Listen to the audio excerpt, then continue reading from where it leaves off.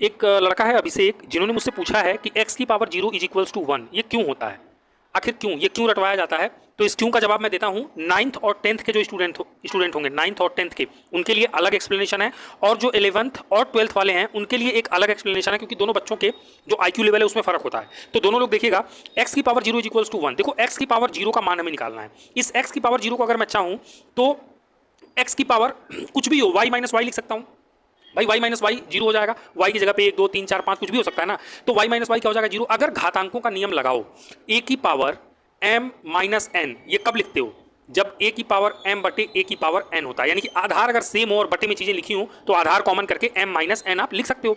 तो ऐसे ही इसको आप क्या लिखोगे, इसको आप क्या लिखोगे, x की पावर y बटे x की पावर y, और यहाँ से x की पावर y और x की पावर y सेम हो गया, कट गया, और कटने के बाद कितना आता है 1। तो यहाँ पे x की पावर 0 की वैल्यू कितनी आ जाती है, 1 आ जाती है, 1 आ जाती है। आई होप आपको ये समझ में आया होगा। ये घातांकों का सिंपल नियम था, ठीक है, पावर्स की सिंपल कहानी थी। अब 11th और 12th वाले जब आए तो देखेंगे कि यही पावर्स थोड़ा उन्हें अलग लेवल से पढ़ाया जाता है, थोड़ा कठिन हो जाता है, और वहां पे इंट्रोड्यूस होता है लॉगरिथम्स। लॉग की बात करते हैं, लॉगरिथम्स की बात करते हैं, वहां पे फिर एक्सपोनेंशियल पावर भी आता है। उन बच्चों को पढ़ाया जाता है e की पावर 0 का वैल्यू भी 1 होता है, something raise to the power 0 1 होता है हमेशा। तो वहां पे ये तो एक्सपोनेंशियल लॉग है, लेकिन घातांक को जब पहली बार लॉगरिथम में पढ़ाया जाता है तो लॉग जब भी पढ़ाया जाता है उनको आधार 10 बेस 10 पे पढ़ाया जाता है। तो उस हिसाब से जरा सा मैं वैल्यू निकाल के तुम्हें दिखाता हूं कि ये x की पावर जो 0 है, x की पावर 0 है, इसकी वैल्यू कितनी। मान लिया मैंने कि इसकी वैल्यू y आएगी, मुझे नहीं पता क्या आएगी। अब मैं इसको क्या करूंगा, मैं दोनों तरफ log लूंगा तो log x की पावर 0 इज इक्वल्स टू मैं क्या लिख सकता हूं, log y। और log x की पावर 0 में अगर आपको पता हो फॉर्मूला कि log m की पावर n है तो n पहले आ जाता है, इसको n log m लिख सकते हैं। तो वहां से ये 0 पहले आ जाएगा, 0 इंटू लॉग एक्स बराबर कितना आ जाएगा, log y। और 0 से किसी भी चीज में गुणा करो तो पूरी वैल्यू 0 हो जाती है। तो ये साइड हो गया 0, 0 बराबर आ गया log y।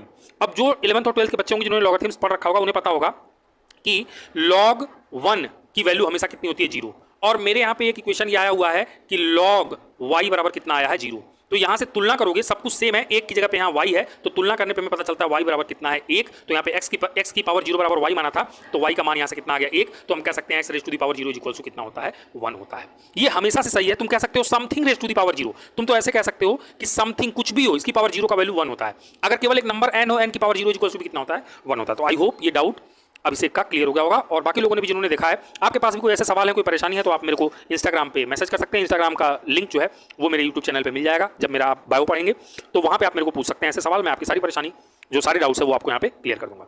तो आप देख रहे थे अभी बालेंदु प्रताप सिंह को। Thank you for watching.